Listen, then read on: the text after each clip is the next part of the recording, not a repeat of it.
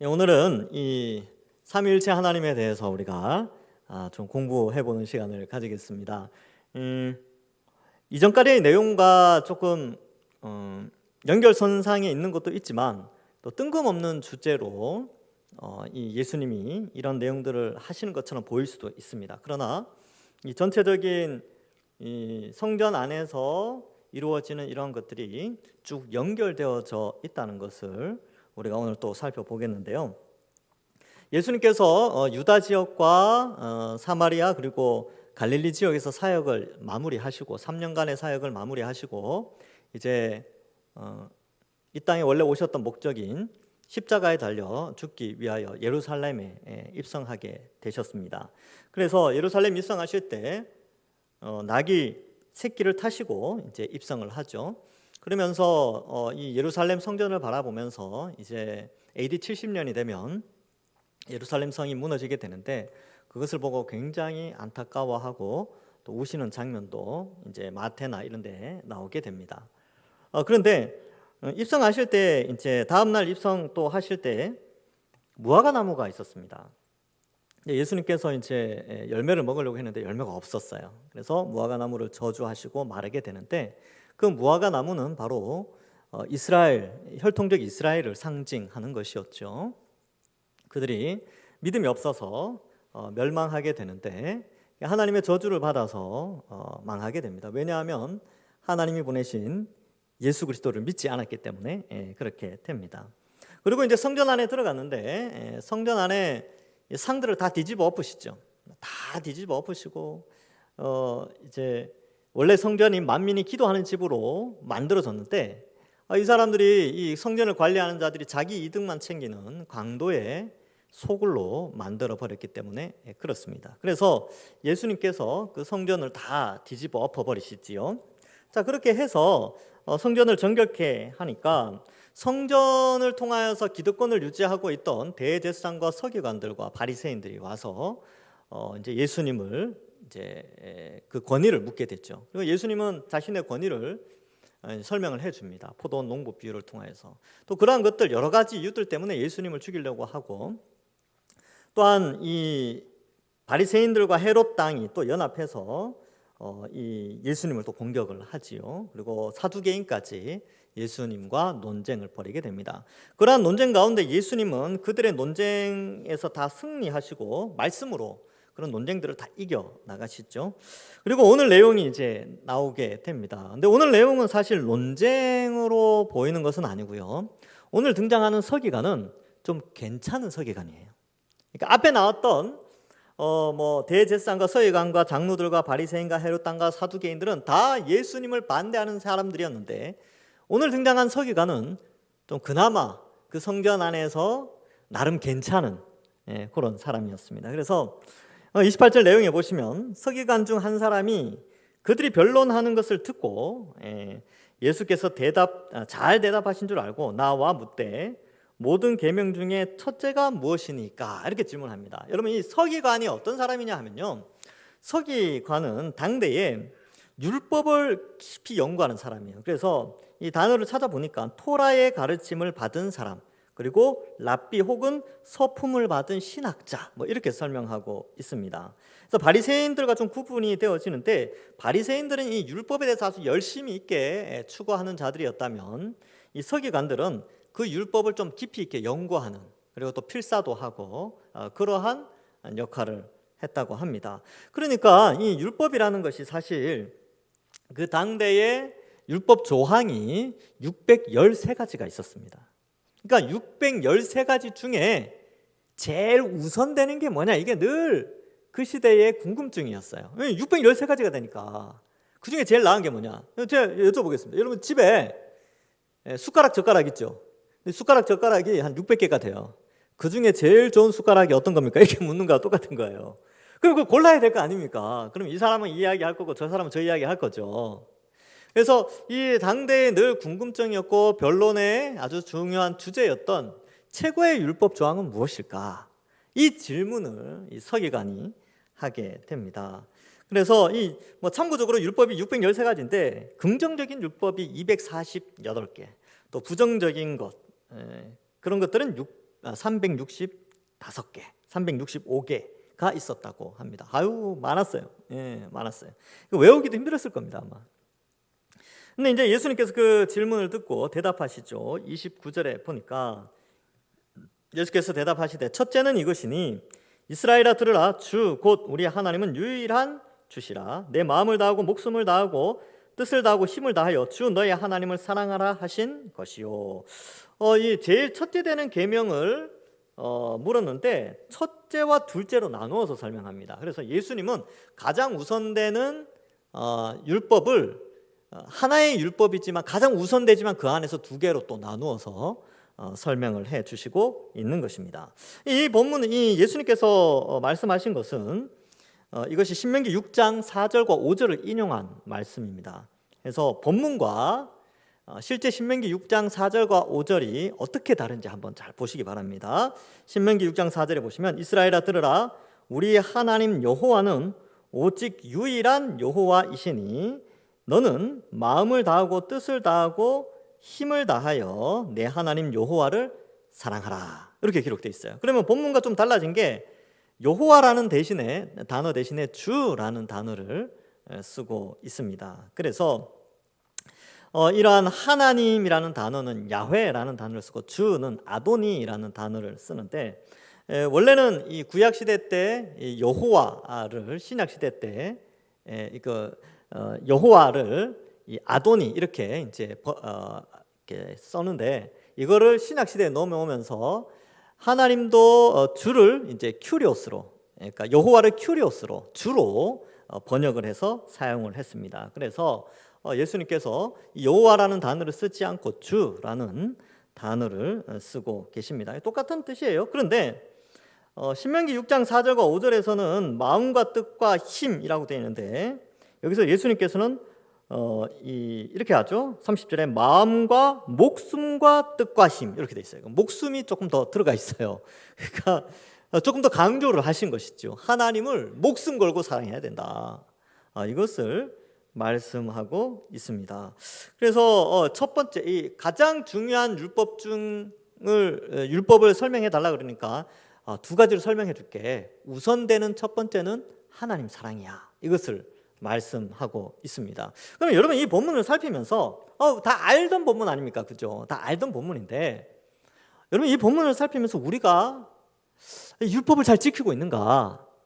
이 율법의 원리를 잘 이해하고 있는가? 아는 것도 참 중요한데 이것을 정말 그러한가? 이 율법이 참된 것인가? 예수님은 율법을 폐하신 게 아니죠. 율법을 완전하게 하시고 온전하게 하시기 위해서 이 땅에 오셨는데 그럼 이 율법이 우리에게 그대로 적용된다면 우리는 이 율법의 내용에 지금 합당하게 살고 있는가? 이걸 좀 알 필요가 있죠. 그러니까 서기관은 그러니까 이제 무엇이 율법에 우선되는가가 중요했어요. 그 지식이. 근데 예수님이 이 말씀을 하시면서 지식을 전달하지만 우리가 정말 율법대로 살고 있는가? 유대인들이 정말 이 율법대로 살아가고 있는가? 이것을 또 한번 점검하게 하는 거고 우리도 이 본문을 살피면서 우리가 정말 마음을 다해서 목숨을 다해서 뜻을 다해서 힘을 다해서 하나님을 사랑하고 있는가? 이걸 좀 생각해 봐야 된다니까요. 율법은 폐기된 게 아니에요. 성령을 통하여서 이 율법이 온전히 이루어질 수 있도록 하나님의 은혜를 신약 시대에 주셨죠. 그러니까 율법이 폐기된 게 아니라 이것이 이 시대에도 동일하게 우리에게 적용되어져야 되는데 마음을 다하고 있는가? 목숨을 다하고 있는가? 뜻을 다하고 힘을 다하는가? 여러분 우리가 요즘 사람들은 마음을 다하고 목숨을 다하고 뜻을 다하고 힘을 다해서 뭘 하고 있습니까? 이 불신자들은 어떻게 살아가고 있어요? 돈을 벌기 위해서 마음과 목숨과 뜻과 힘을 다해서 살아가죠. 돈을 벌기 위해서. 그런 모습을 많이 보지 않습니까? 저는 영화나 드라마 이런 거 가끔 이제 보면 그런 것 같아요. 세상 사람들은 돈을 많이 벌어서 그 돈을 많이 벌기 위해서 마음과 목숨 걸고 뜻을 다해서 힘을 다해서 막 그렇게 살아가더라고요. 또 어떤 사람을 이렇게 보면 자식을 양육하는데 온 마음과 목숨을 걸고 뜻을 다하고 힘을 다해서 막 그렇게 자녀 양육을 해요. 근데 하나님 사랑은 어떨까? 하나님 사랑은 너무 열정이 좀 식은 건 아닌가? 이런 생각을 해보는 거예요. 예, 우리가 이제 생각해보자는 거죠. 그래서 그러면 이 취미생활 하나를 해도 온 마음과 뜻과 힘을 다해서 다 하지 않습니까? 예. 직장인이 돈 벌러 나가라 그러면 아침에 일어나기 싫어하는데 취미생활 한다고 등산 가고 낚시 간다 그러면 어때요? 새벽같이 일어난다니까요. 사람들이 좋으니까. 왜냐하면 그런 거에 마음과 뜻과 힘과 정성을 다하니까. 그런데 우리가 정말 하나님을 그렇게 사랑하고 있는가? 제 자신도 한번 돌아봤습니다. 아유, 그렇지 않은 것 같아서 좀 죄송한 마음도 있어요. 제가 이제 이 책들, 이 본문을 연구하면서 다른 책들을 몇 권 살펴보니까 몇몇 신학자들이 그렇게 써놨어요. 이 본문을 보고 이걸 읽고 회개하는 것이 중요하다. 이 책을 읽는 사람은 그렇게 적용을 그렇게 써놨더라니까요. 우리가 이렇게 살지 못하는 것에 대해서 우리가 한번 점검을 해봐야 된다라는 것을 일단은 이제 적용적으로 좀 생각을 해봤고, 예수님께서는 이 율법을 완성시키기 위해서 이 땅에 오신 거예요. 그리고 율법에 대해서 명확하게 또 가르쳐 주시는 것이죠.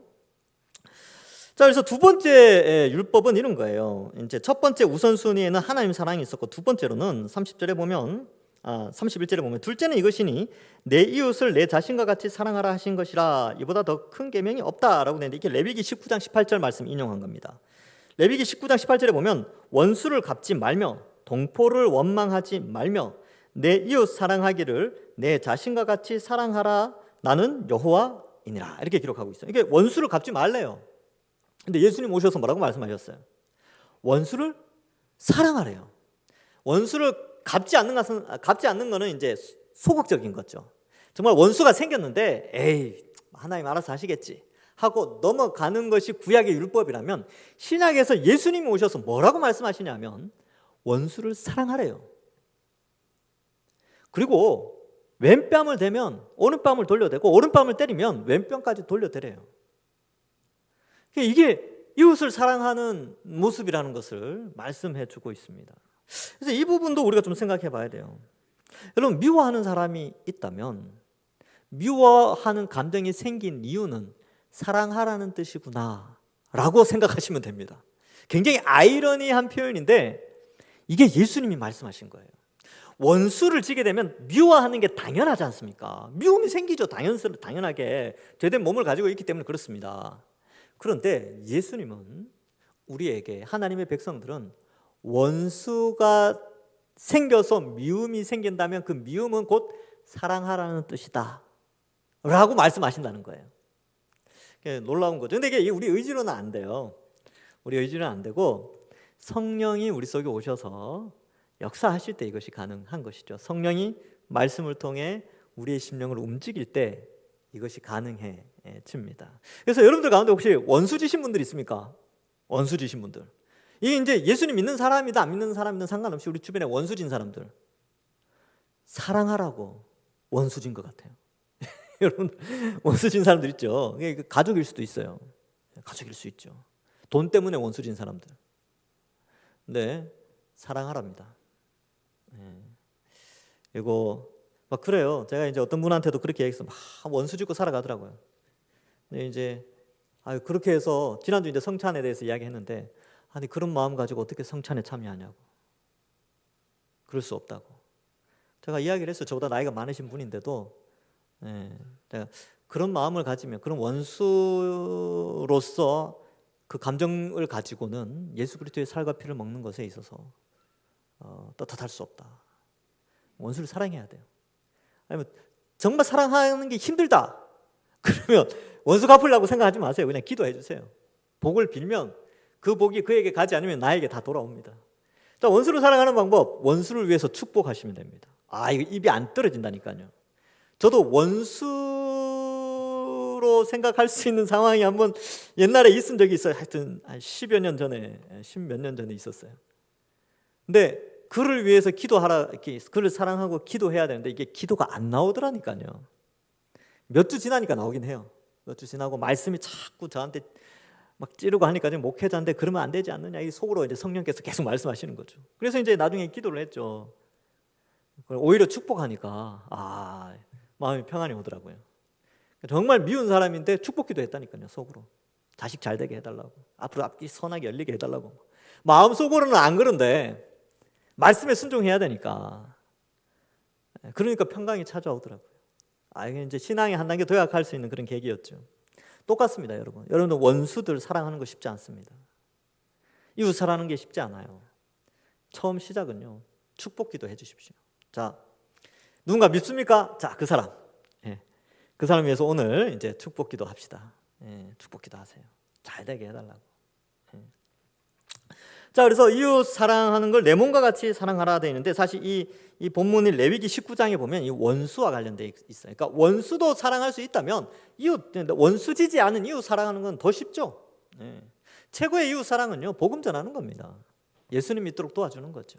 참 진리를 알아서 살아갈 수 있도록 도와주는 게 원수를 사랑하는 것입니다. 자, 그래서 예수님이 이 두 가지를 설명하죠. 한 계명인데 그 안에서 두 가지의 포인트를 두고 말씀합니다. 결국 이것은 예수님께서 율법 전체를 613가지나 되었고, 또 특별히 아주 중요한 10계명의 큰 두 파트를 한마디로 설명하신 것이죠. 1계명부터 4계명, 5계명부터 10계명에 있는 대신관계와 대인관계 속에서의 율법의 원리, 즉 하나님을 향해 사랑하고 이웃을 사랑하는 이 두 원리를 여기에서 말씀해 주고 있습니다. 마태복음 5장 17절에 그래서 예수님이 이렇게 말씀하시죠. 내가 율법이나 선지자를 폐하러 온 줄로 생각하지 말라. 폐하러 온 것이 아니요 완전하게 하려 함이라. 이렇게 말씀하고 있습니다. 자, 바울 역시도요, 이 사랑, 하나님 사랑, 이웃 사랑, 이것이 율법의 마침, 완성이라는 것을 알려주고 있습니다. 로마서 13장 10절에 사랑은 이웃에게 악을 행하지 아니하나니 그러므로 사랑은 율법의 완성이니라. 이렇게 기록하고 있습니다. 그래서 하나님 사랑과 이웃 사랑은 늘 함께 가요. 하나님은 사랑하는데 이웃을 사랑하지 않아. 그 사람은 온전한 신앙을 가진 사람이 아닙니다. 하나님을 사랑하면 이웃을 사랑해야 돼요. 미운 이웃이 있습니까? 축복하고 기도하십시오. 그리고 내 주변에 있는 이웃들이 정말 그들이 사랑받기를 원하신다면 전도해야죠. 전도하셔야 됩니다. 자, 그렇게 우리가 이 본문을 이해할 수가 있습니다. 그래서 여기에서 이제 생각하는 거죠. 마음과 뜻과 정성과 힘을 다해서 목숨 걸고 하나님 사랑하도록 결단하시고, 또 내 이웃, 원수 같은 내 이웃 더 사랑할 수 있도록 위하여 오늘은 축복 기도하고, 오늘 이제 좀 이따 설교 마치고 기도할 텐데 그런 거 기도하는 거예요. 목숨 걸고 목숨 걸고 신앙생활하는 믿음을 다해 달라고 기도하시면 돼요. 은혜가 풍성한 하나님은 믿음을 다하여 주신다니까요. 그리고 원수까지, 내 원수가 이런 사람이 있는데 하나님 복 주십시오, 이렇게 기도하십시오. 자, 그래서 이러한 것들을 말씀하시죠. 그래서 32절에 보면 서기관이 대답을 합니다. 서기관이 이르되 선생님이여 옳소이다. 하나님은 한 분이시요 그 외에 다른 이가 없다 하신 말이 참이니이다. 이 질문을 한 가지를 했는데 예수님이 이제 답변을 하셨죠. 근데 서기관이 결론을 두 가지로 내려요. 이제 구절을 보시면 그렇게 되어 있습니다. 그러니까 질문에 하나 던지죠. 제일 최고되는 계명이 뭡니까? 그러니까 예수님이 하나님 사랑, 이웃 사랑. 예, 서기관이 깜짝 놀라서 막 좋아하죠. 맞습니다 하고 두 가지 결론을 내려요. 첫 번째 결론이 뭐냐 하면 이렇게 되어 있습니다. 옳소이다. 하나님은 한 분이시요 그 외에 다른 이가 없다 하신 말이 참이니이다. 여기서 원래는 첫째 계명이 뭡니까? 이렇게 물었는데 결론에서는 하나님은 한 분입니다 라는 첫 번째 결론을 내려요. 한 분. 이 개념을 이야기하고, 그 다음에 33절에 또 마음을 다하고 지혜를 다하고 힘을 다하여 하나님을 사랑하는 것과 또 이웃을 자기 자신같이 사랑하는 것이 전체로 드리는 모든 번제물과 기타 제물보다 낫습니다. 이렇게 이제 두 번째 결론을 내리고 있지요. 그래서 하나님의 한 분이심을 왜 이야기했을까? 여러분, 요 내용이 이제 뒤에 35절부터 37절에 요 부분을 해석해 주십니다. 이 당시에 서기관들이나 혹은 이 유대인들, 지금도 이제 유대교는 그런데 신에 대한 이해가 좀 부족했어요. 그래서 하나님에 대한 이해죠. 하나님에 대한 이해가 부족했는데 이 유대인들이 생각하는 신명기 6장에 나오는 그 이제 말씀 있죠. 우리 하나님은 한 분 하나님, 유일하신 하나님이라는 이 유일하고 하나라는 개념을 하나님은 한 본체의 한 인격을 가지고 있는 단일신으로 생각을 했어요. 요거 이제 단일신론이라고 하는데 하나님은 한 분밖에 없다는 거예요. 딱 하나, 원. 근데 그 원은 성부 하나님이에요. 성부 하나님. 그들의 개념에 우리가 이해할 수 있는 개념을 따지면 성부 하나님 외에는 없다라고 이제 생각하죠. 단일신론 개념이 유대교에 아주 강합니다. 근데 그 개념을 가지고 있는데 예수님도 그것을 그대로 받아요. 그렇지, 하나님은 한 분이시다. 그런데 생각해 볼 게 있다는 거예요. 생각해 볼 게. 그 생각해 볼 게 뭐냐면 35절 이하에 좀 자세하게 다루겠다는 거죠. 그래서 35절 이하에 이 삼위일체에 대한 내용이 이제 나오게 되는 것입니다. 어쨌든 그건 뒤에 가서 이제 다시 한번 설명하고 요 부분을 딱 다뤄요. 이제 이 서기관이 요 부분을 딱 이야기하니까 예수님이 바로 35절 이하의 그 부분을 또 한번 보충 설명을 해 주신다. 문장 구조가 그렇게 돼 있다는 거예요. 자, 그러면 이제 33절에 볼까요? 이 대답이 또 이상해요. 보시면 또 마음을 다하고 지혜를 다하고 힘을 다하여 이렇게 돼 있죠. 앞에서는 예수님께서 목숨과 뜻을 다하여 이렇게 그 내용이 들어가 있는데 뒤에 목숨과 뜻은 없어지고 그걸 지혜로 대체했습니다. 즉 하나님을 목숨 걸고 사랑하고 뜻을 다해서 사랑하는 것은 지혜를 다해서 사랑하는 것과 같다라고 이 서기관은 받아들이는 것이죠. 서기관은 이제 학자잖아요. 공부하는 사람입니다. 연구하는 사람. 그러니까 목숨 걸고 뜻을 다해서 하는 것은 바로 지혜를 알아가는 것과도 같다. 이렇게 이제 스스로 생각을 한 것이죠. 그래서 하나님 사랑하는 것과 이웃을 자기 자신같이 사랑하는 것이 맞습니다라고 하는 것이죠. 그리고 뒤에 이어서 이제 그 말을 합니다. 전체로 드리는 모든 번제물과 기타 제물보다 낫습니다. 여러분 요 내용, 요 표현이 굉장히 중요해요. 이 표현이. 왜 그러냐면 지금 이게 성전 안에서 이 사건이 일어나잖아요. 성전은 어떤 것입니까? 제물 드리는 것이죠. 하나님께 제사 드린다고 제물 드리러 사람들이 벌떼같이 몰려들어서 제물 드리고 뭐 그렇게 막 이제 사고 팔고 하면서 뭐 이렇게 동물 제물 드리는 것이에요. 그런데 여기에서 이 서기관이 뭐라고 이야기하냐면 하나님 사랑하는 것과 이웃 사랑하는 것이 그 성전에서 일어나고 있는 수많은 제물 드리는 것보다 더 낫다라는 거예요. 그러니까 이 표현은 뭐를 의미하느냐면 앞에 지금 예수님이 성전에 들어가서 어떤 일을 했습니까? 상 뒤집어 엎고 뭐 돈 바꾸는 자 다 쫓아냈지 않습니까? 그 예수님의 그 일에 대해서 동의한다는 거예요. 긍정적으로 본다는 거예요. 긍정적으로. 맞다는 거죠.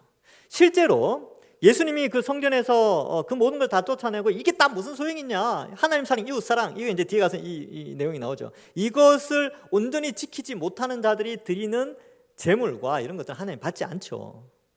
근데 이 서기관이 그걸 캐치한 거죠. 맞습니다. 예수님 얼마 전에 성전 한번 뒤집어 엎으셨죠? 예.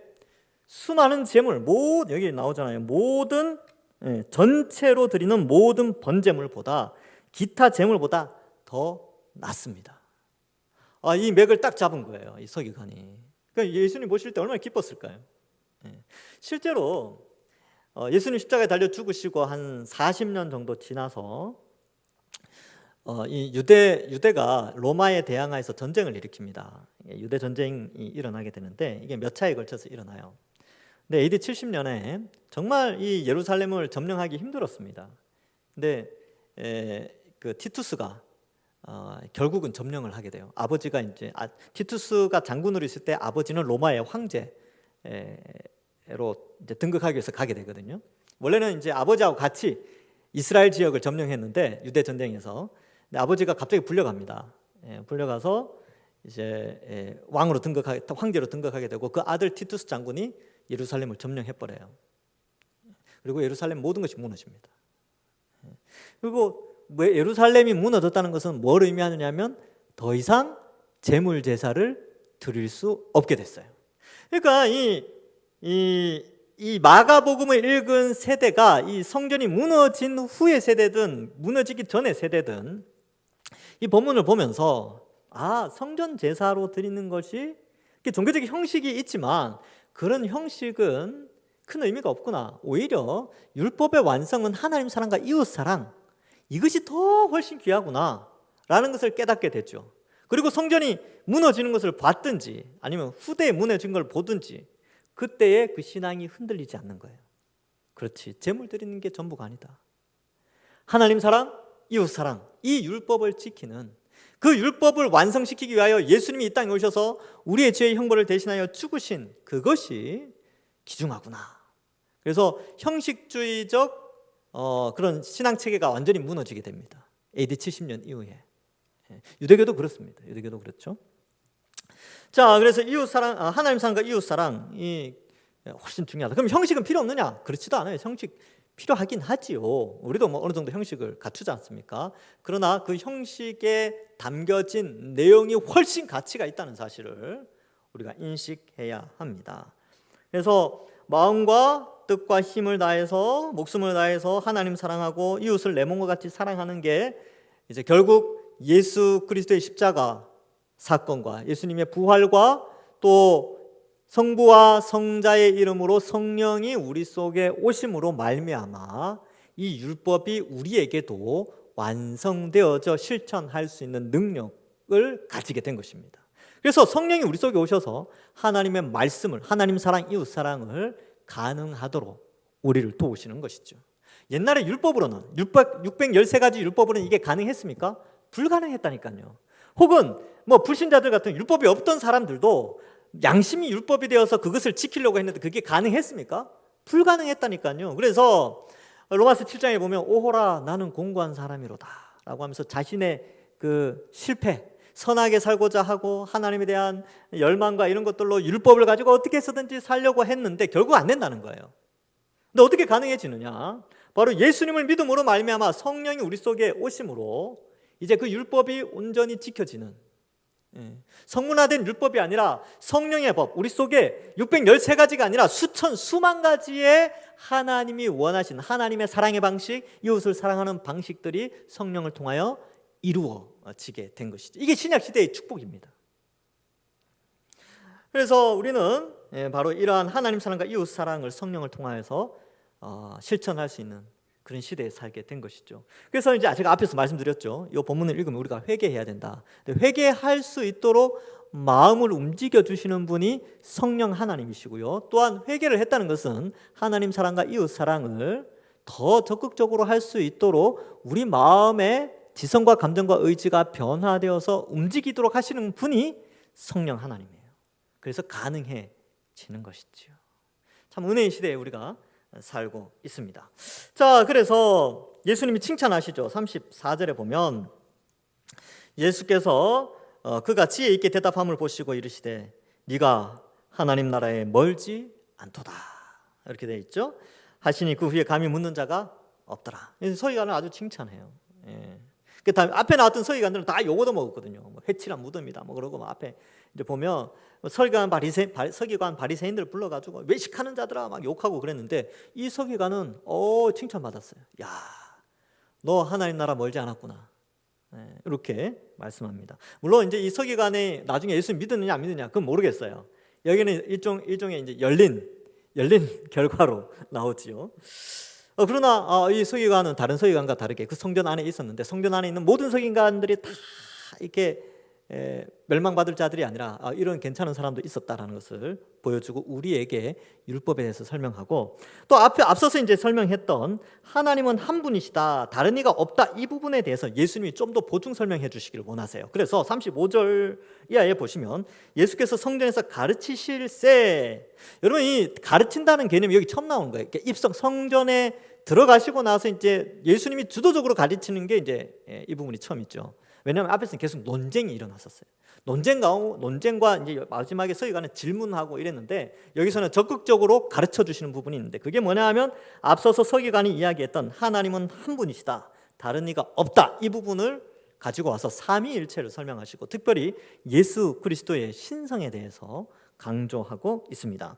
예수께서 성전에서 가르치실 때 대답하여 이르시되 어찌하여 서기관들이 앞서 나온 서기관 그런 부류들이에요. 서기관들이 그리스도를 다윗의 자손이라 하느냐. 서기관들이 말했던 다윗의 자손이라는 것을 강조한 것은 메시아에 대한 그리스도에 대한 인성을 좀 강조한 것 같아요. 다윗의 후손으로 온 인간 그리스도 메시아 이런 개념이 좀 강조됐는데 예수님은 여기에서 맞다, 다윗의 자손으로 온 게 맞는데 그런데 그게 전부가 아니라는 거죠. 메시아의 신성에 대해서도 제대로 이해를 해야 된다라는 것이죠. 그래서 36절에 시편 110편 1절의 말씀을 인용하고 있습니다. 다윗이 성령에 감동되어 친히 말하되 주께서 내 주께 이르시되 내가 내 원수를 내 발 아래에 둘 때까지 내 우편에 앉으라 하셨도다 하였느니라. 원문을 시편 110편 1절을 한번 볼까요? 이렇게 기록되어 있습니다. 여호와께서 내 주에게 말씀하시기를 내가 내 원수들로 내 발판이 되게 하기까지 너는 내 오른쪽에 앉아 있으라 하셨도다. 이렇게 되어 있죠. 여기는 여호와를 예수님이 주로 신약의 언어로 신약 시대의 언어로 바꾸시죠. 큐리오스로 바꾸는데 여기서도 앞에 나오는 주가 여호와 야훼고요. 뒤에 나오는 주가 아도니라는 단어를 써서 분리를 하고 있습니다. 그래서 이 배경은 있습니다. 다윗이 왕이잖아요. 근데 다윗은 선지자였어요. 또한 제사장의 역할도 했습니다. 이 사무엘상하나 열왕기상하, 역대상하 이런 데 보면 다윗의 일대기가 나오는데 다윗이 일단 왕이라는 건 다 아시죠. 근데 어떻게 선지자가 되느냐 하면 선지자는 하늘 보좌를 목격합니다. 천상의 회의에 참석하는 특권이 주어졌어요. 특권이라기보다는 하나님이 하늘을 열어서 천상을 보게 하시는데 대부분의 선지자들이 천상을 봤죠. 에스겔도 그렇고 이사야도 그렇고 그죠? 근데 다윗도 천상을 보게 됩니다. 그리고 다윗도 선지자들의 특징이 뭐예요? 계시를 기록하는 자들이잖아요. 다윗이 쓴 시가 많죠. 그것은 결국 다윗도 선지자의 역할을 했고요. 또 다윗의 일대기를 보면 제사장만 먹을 수 있는 진설병을 먹는 장면이 나오고 에봇을 가져서 여호와의 메시지를 듣는 장면도 나와요. 그러니까 다윗도 이 삼중직을 다 가지고 있었죠. 왕, 선지자, 제사장. 다윗의 후손으로 온다는 것은 결국 메시아 개념이 그래서 등장하게 되는데 왜 다윗의 자손이라는 표현을 쓰냐면 이 다윗이 이 세 역할을 감당했어요. 솔로몬이나 그 이후의 왕들이 이런 역할을 하지 못했어요. 근데 다윗은 이 삼중직을 그대로 다 가지고 있었고 다윗의 후손으로 오시는 분을 메시아라고 표현한 이유가 왕이 기름 부음을 받죠. 선지자가 기름을 부음 받고 제사장이 기름 부음 받는데 그 다윗과 같은 이스라엘을 회복할 메시아, 기름 부음 받은 자가 온다라는 메시아 사상이 발전하게 됩니다. 그런데 사람들이 이게 이제 다윗같이 생각한 거죠. 인간 예수, 인간으로만 그리스도를 생각하고 그 인간으로서의 그리스도가 옛날 다윗처럼 로마를 정복해서 정치적인 이스라엘 왕국을 만들 것이라고 생각하고 있었는데 예수님이 그러한 인간으로서의 그리스도를 설명하실 뿐만 아니라 여기서 이제 신성, 예수님의 그리스도의 하나님 되심을 설명합니다. 그래서 다윗이 이제 봤어요. 천상을 봤는데 주가 둘이야. 여러분 이 하나님을 둘로 표현하는 이 표현이 굉장히 좀 구약 사람들에게는 낯선 표현이에요. 다윗이 천상을 봤어요. 다른 사람도 본 게 아니야. 이스라엘의 정신적 지주인 다윗이 하늘을 봤는데 보좌에 주가 있고 오른편에 또 주가 있는 거예요. 주. 여호와가 앉아 있고 옆에 주가 앉아 있는 거죠. 야훼가 앉아 있고 옆에 아도니가 앉아 있는 거예요. 그러니까 이 부분이 정말 해석하기 힘든, 그러니까 단일신론으로는 이걸 해석하기 힘든 거예요. 그러니까 이 부분을 예수님이 딱 가지고 온 거죠. 야, 봐라, 다윗의 자손으로 온다고 했는데 다윗이 천상을 봤을 때 메시아를 본 거 아니냐? 너희가 기다리는 이제 이 110편을 이해할 때에 이 여호와 하나님과 그 옆에 우편에 있는 주를 그리스도로 이해하게 되는 것이죠. 그러니까 이러한 주께서 내 주께 말씀하셨다. 이 봐라, 다니엘 신이 아니라 천상의 보좌에 주가 둘이나 있다. 이 개념을 설명하면서 다윗의 후손으로 오실 그 주가 이미 다윗 이전부터 존재하고 계셨고 다윗 시대에 하늘 보좌 우편에 앉아 계셨고 다윗의 후손으로 오시지만 인간으로 오시지만 그는 이 땅에 오시기 전부터 천상에 존재했던 신적 존재이며 하나님 우편에 앉으셨다는 것은 하나님의 권세 이것을 그대로 다 가지고 있다는 뜻이거든요. 그러니까 이런 것을 표현하면서 메시아로 오실 분은 인간으로 오시지만 또한 하나님이시다라는 것을 말씀하고 또 독특하게 예수님께서 36절에 이렇게 표현해요. 다윗이 성령에 감동되어 이렇게 기록하고 있어요. 그러니까 뭐냐면 이 36절에 삼위 하나님이 다 나와요. 성부 하나님, 성자 하나님, 성령 하나님. 그래서 요 삼위일체 하나님을 이 36절에서 예수님이 가르쳐 주고 있습니다. 성령 하나님이 다윗을 감동시켰어. 그래서 어떻게 하셨어요? 성령 하나님이 천상을 보게 하시죠. 다윗에게. 천상을 봤는데 어때요? 성부 하나님과 성자 하나님이 앉아있죠. 그래서 성부 하나님이 성자 하나님께 뭐라고 말해요? 그렇게 말하죠. 내가 주께서 내 주께 이르시되 내가 네 원수를 네 발 아래 둘 때까지 내 우편에 앉으라 하셨도다. 그래서 성부 하나님이 성자 예수님께 하신 말씀이에요.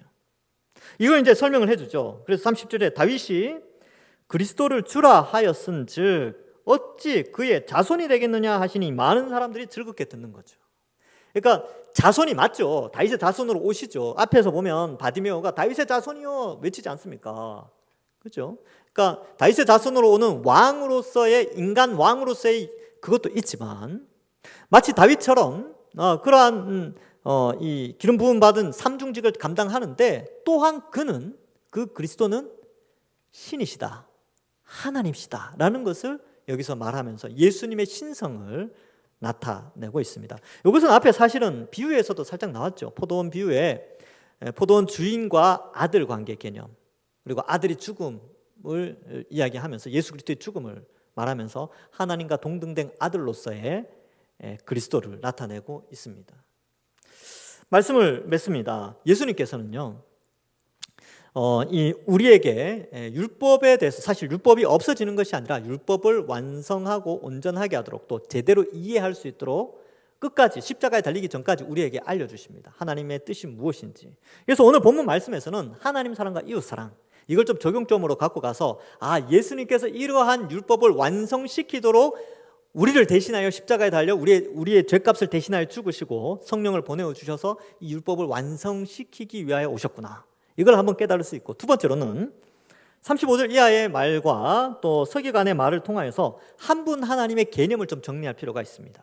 하나님은 한 분 하나님이시죠. 본체에 있어서는 하나이시요 위격에 있어서는 셋인 하나님이십니다.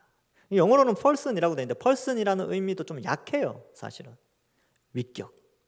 그래서 성부 하나님, 성자 하나님, 성령 하나님은 다 하나님이신데 이 외에 다른 하나님이 없어요. 다른 신이 존재하지 않습니다. 그래서 유일하신 거예요. 유일하신 하나님은 성부, 성자, 성령 하나님이세요.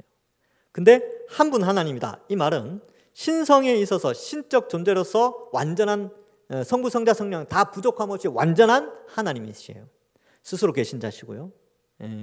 그리고 전지전능하시고 그럼 이거 이제 제가 토요일 날마다 하는 DTC에 이거 지난주 강의에 했었습니다. 삼위일체 설명. 신성을 가지셨다라는 거. 그래서 오늘날 많은 사람들이 예수님을 인간으로만 묘사한다든지 아니면 인간을 부정한다든지 이런 많은 이단들이 있는데 그렇지 않죠. 그래서 우리 개혁주의 안에서 전통적으로 삼위일체를 그렇게 정의 내렸습니다. 본체에 있어서는 하나이시요 위격에 있어서는 셋인 하나님. 삼위일체 하나님이에요. 그래서 이걸 부정하는 이단들도 많이 있어요. 그래서 사도신경 아마 안 외우는 데 있죠. 사도신경 안 외우는 그런 이상한 집단들도 있어요. 왜 사도신경 안 해요? 이 사도신경 안에는 삼위일체를 고백하는 내용이 있는데 그걸 부정하기 때문에 어떤 이단들은 이 사도신경을 부정해요.